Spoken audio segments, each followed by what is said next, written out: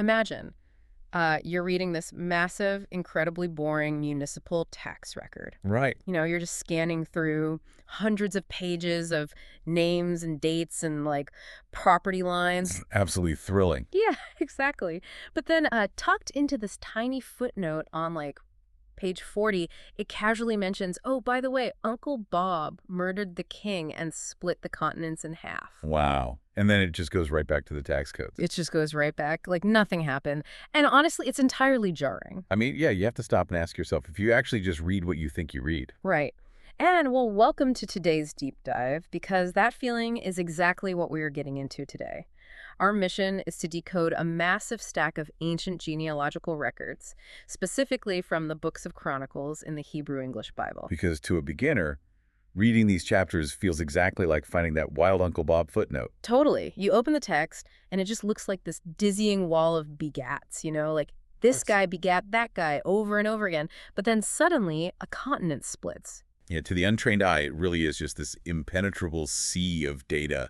It's very easy to feel overwhelmed and just skip over it to get to the quote-unquote real story. But I think the point we want to make for you today is that these lists, they actually are the story. Think of it like looking at the raw source code of a massive piece of software. Oh, I like that analogy. Right.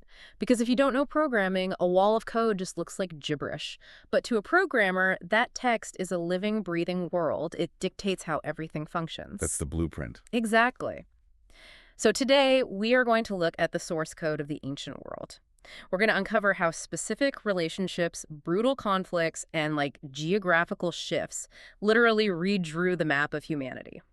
We're tracing a line straight from the absolute beginning to the rise of a global empire. And what makes this so fascinating is that the history is hidden right there in the structure. You have to read the formatting just as closely as the actual names. Yes. Let's start with that foundational code, actually, because we begin at the very dawn of humanity.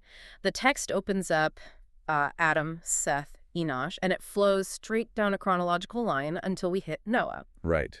And from there, it branches out into Noah's three sons, Shem, Ham, and Japheth. Which is, it's pretty standard family tree stuff so far. Well, sure, but this is the baseline architecture. The text is using these three sons to map out the initial population spread of the entire ancient world. But going back to your point about the source code, the original Hebrew text reveals something incredible about how they catalog this information. And I noticed this in the source material we were looking at. If you look at the Hebrew structural markers, you keep hitting these specific bracketed letters like an S and a P. Exactly. What exactly are those doing in the middle of a family tree? So in ancient texts, they obviously didn't have our modern luxury of punctuation. No bullet points, no hard returns on a keyboard. So the S stands for Setuma and the P stands for Petuha. Okay, and what do those mean? Well, a setuma was a closed paragraph break, meaning the scribe would leave a blank space before starting the next block of text on the very same line. Oh, gotcha. And a petuha was an open break, meaning they started on a completely fresh new line. Wait, so it's literal visual coding on a scroll? Yes. It is a highly methodical archiving system. They are using these spatial markers to logically organize the branches of humanity. They're categorizing the world with intense precision. And you can actually see this database updating in real time, too. Yes. There's this one moment where it's tracking a specific lineage, and it hits a guy named Abram.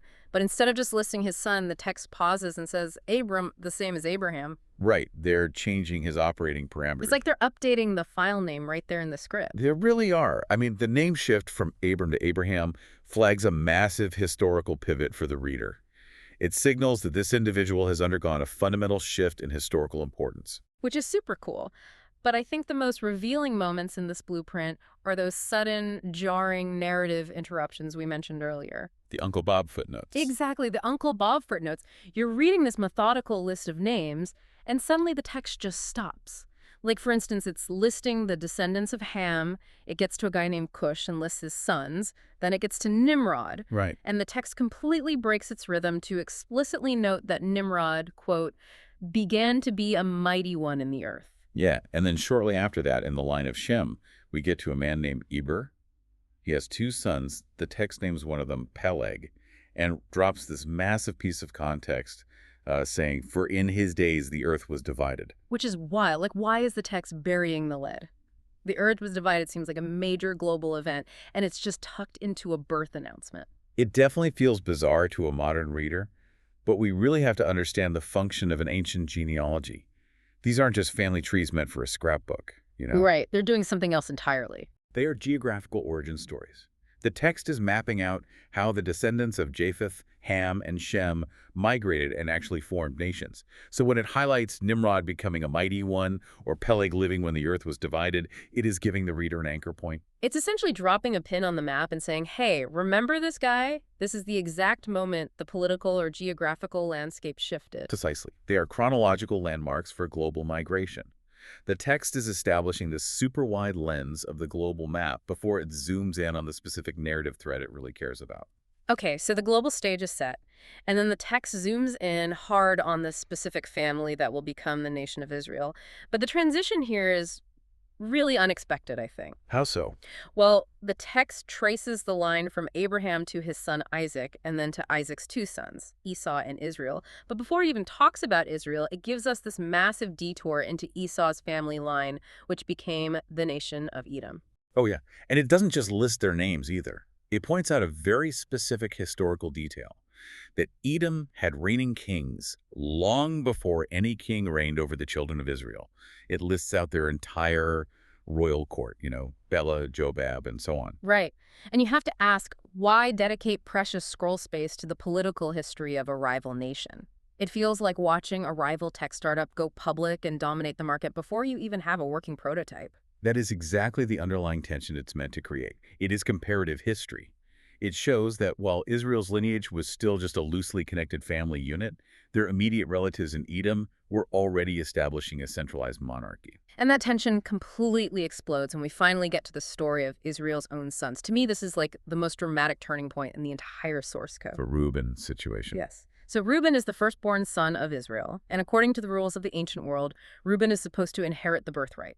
But the text gives us another narrative interruption. It explicitly states that Reuben's birthright was stripped from him because, as the record bluntly puts it, he defiled his father's couch. Wait, hold on. I thought the whole point of a patriarchal tribal system was that the oldest son gets everything, no questions asked. If Reuben is the firstborn, how can they just legally strip him of that? Doesn't that break all their own rules? Well, to understand the magnitude of this, we need to understand what a birthright actually was in that context. It wasn't just a ceremonial title. It was a strict legal mechanism that usually included a double portion of the family estate. Wait, what is a double portion? Did he literally just get twice as much money? Practically, yes. So if a father had, say, 3 sons, his estate was divided into 4 equal parts. Okay, 4 parts for 3 sons. Right. The firstborn son legally received 2 of those parts, while the remaining brothers got 1 part each. Oh, wow. This ensured the family's wealth and power remained consolidated under the new patriarch. It was practically an ironclad law of nature in the ancient Near East. But the text says Reuben committed a massive family betrayal, and his birthright is taken and given to the sons of Joseph. Which is a total system override. But there is a second, even more complex twist here. Yeah. Joseph gets the actual economic birthright, the double portion. Yeah. But a totally different brother, Judah, steps into the political power vacuum. The text says Judah prevailed above his brethren, and from him came the prince, the royal line. So Joseph gets the wealth, but Judah gets the admin rights to the entire kingdom. Exactly. You've hit on the grand irony of this text. Biology was supposed to be destiny. But here, that law is shattered by human conflict. Wow. The text is showing us that character betrayal and power dynamics rewrite the historical narrative. Biology is overridden by behavior. Because of this family drama, the lineage of Judah becomes the central focus of the entire chronicle. The database completely reorients around Judah, and that lineage leads straight down a very specific path to Boaz, then Obed, then Jesse, and finally to Jesse's 7th son, David. Right, Judah secures the royal title. Yeah. But in the ancient world, a title is meaningless if your people are starving. That's very true. To actually build a kingdom, they needed physical land, and that meant blood. Which brings us to the intersection of geography and warfare. Yeah, you can't build a legacy in the clouds. You need dirt. And the text shifts gears to show how geography literally dictated the survival of these families. Like, take the tribe of Simeon. Oh, yeah. The records show the Simeonites migrating to the entrance of a place called Gedor. And they went there for a highly specific, reason-seeking pasture, for their flocks. They were driven by pure agricultural necessity. The text notes they found a fat pasture and good, and that the land was wide, quiet, and peaceable. It was previously held by the descendants of Ham. It sounds idyllic, but it doesn't stay quiet and peaceable. The Simeonites violently conquer it. They smite the tents of the people living there, wipe them out, and settle in their place. And the text reiterates exactly why they did it. Yeah. Because there was pasture there for their flocks. We see this exact same pattern play out with the Reubenites, the Gadites, and the half-tribe of Manasseh. They were stationed east of the Jordan River. The text says they multiplied their cattle in the lands of Gilead and Bashan. Okay. But because their livestock wealth was growing so massively, they simply ran out of room. So they go to war. They fight against an established group called the Hagrites. The text says the Israelites made war, the Hagrites fell by their hand, and these tribes just moved right into their tents throughout all the land east of Gilead. But, I mean, if they're just pastoral farmers, how are they taking out entire established nations? It is a brutal calculus, really, but it explains the fundamental reality of this era. Geography was destiny. A wide, quiet land with fat pasture wasn't just nice scenery, it was the engine of economic dominance. Because without it, your herds die. Exactly. Without it, your people starve and your tribe is erased from history. The desperate need for agricultural resources forced migrations, which inevitably sparked bloody conflicts. It reads like a brutal game of Risk. The terrain is literally dictating their tactics. And this violent geographical expansion ultimately established the physical borders of the kingdom that David inherits.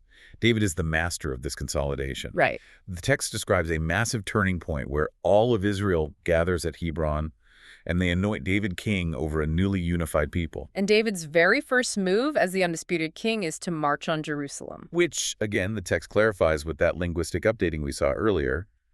Jerusalem, the same as Jebus, the Jebusites are currently living there, and they feel perfectly secure in their fortress. They look down at David and basically tell him, "Thou shalt not come in hither." They dared him. They did. So David issues a challenge to his own men. Whoever smites the Jebusites first will be chief and captain. Joab goes up first, wins the command, and David takes the stronghold. But the database makes it very clear that David didn't build this empire alone. Right. Not at all. Yeah. The records don't just name David. They dedicate massive space to his mighty men, the special forces who secured this land. Oh, this part is amazing. Right. There is this one warrior, Eleazar the Ohohite. The text places him at Pas Damim during a massive Philistine invasion. The Israelite army completely routs and flees. But Eleazar and David plant their feet in the middle of a plot of ground full of barley, and they fight off the entire Philistine force themselves. Wait, hold on. An entire army, and they make their heroic final stand in a barley field, like not a fortress, but a farm. I know, it sounds strange to modern ears, but it perfectly reinforces the reality of this era we just talked about. They aren't fighting for abstract glory. They are fighting a desperate, bloody battle in a field of barley, because the land, the crops, the resources, that is what keeps their civilization alive. Wow. Those mighty men secured the physical geography that allowed their golden era to begin. Right. And once that land is secured and the external threats are handled, the source code makes a massive shift. The narrative moves away from warlords and barley fields, and suddenly we are reading about the highly organized, bureaucratic society of the temple. It is a complete societal transformation. David takes the Levites, who trace their lineage back through Aaron, and he organizes them into highly specialized courses. It's like reading the org chart of a massive corporation. The text describes them literally casting lots to assign duties. You have thousands of Levites being assigned as gatekeepers. You have entire divisions of musicians playing stringed instruments and cymbals. Tribes and record keepers, too. Exactly. The IT department has moved in to maintain the server. But there is a poignant moment of transition regarding leadership here. David is told by his God that he cannot be the one to actually build the temple. That monumental task is reserved for his son, Solomon. Yeah, David prepares the raw materials, but it's Solomon who finally goes up to the high place at Gibeon, where the old tent of meeting was, and ultimately builds the house for the name of the Lord in Jerusalem. But real quick, what makes it a high place? Is that just literal elevation, or is there a specific reason they went up a mountain to worship? Well, in ancient theology, elevation was proximity to the divine. Mountains and hills were seen as the intersecting point between heaven and earth. So building the temple on Mount Moriah in Jerusalem was the ultimate realization of the promise made to Abraham, Isaac, and Israel. It was the peak of their civilization. But the database doesn't stop recording just because they hit the peak. It meticulously tracks the system crash, too. And it is a catastrophic fall. Yeah, you fast forward through the generations of the kings of Judah, and the text just catalogs failure after failure. There's this devastating account of King Ahaz. His kingdom is under attack. He is deeply distressed. But instead of turning to his own God, he acts treacherously. He actually sacrifices to the gods of Damascus. And his reasoning, which is recorded in the text, is chilling. He says, "Because the gods of the kings of Aram helped them, therefore will I sacrifice to them, that they may help me." I mean, why sacrifice to the gods of the army that is actively beating you? That seems completely counterproductive. It does to us. But we have to understand the ancient Near Eastern worldview of territorial deities.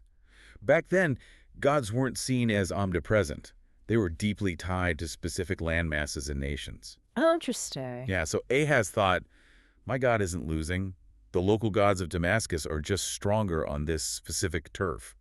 So he tries to hire the enemy's gods like a mercenary force. And the text flatly states, "But they were the ruin of him and of all Israel." Ahaz even gathers the sacred vessels of the house of God, cuts them in pieces, and shuts the doors of the temple.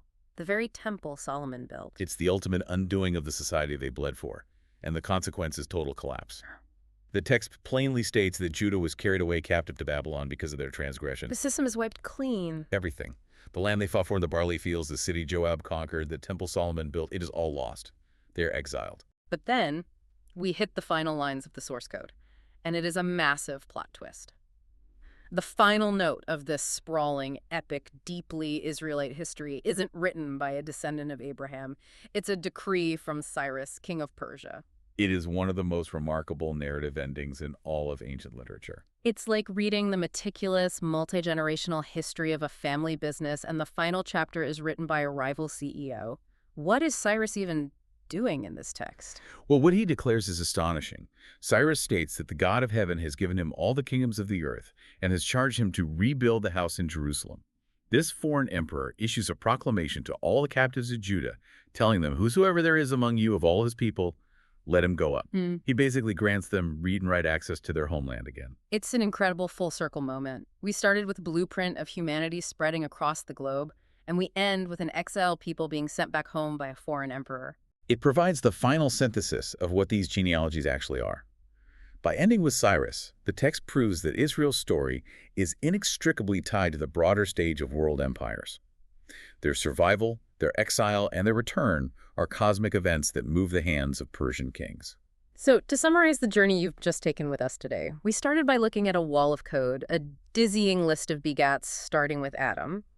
But once you decode the formatting, you watch tribes migrating across continents and fighting over fat pasture.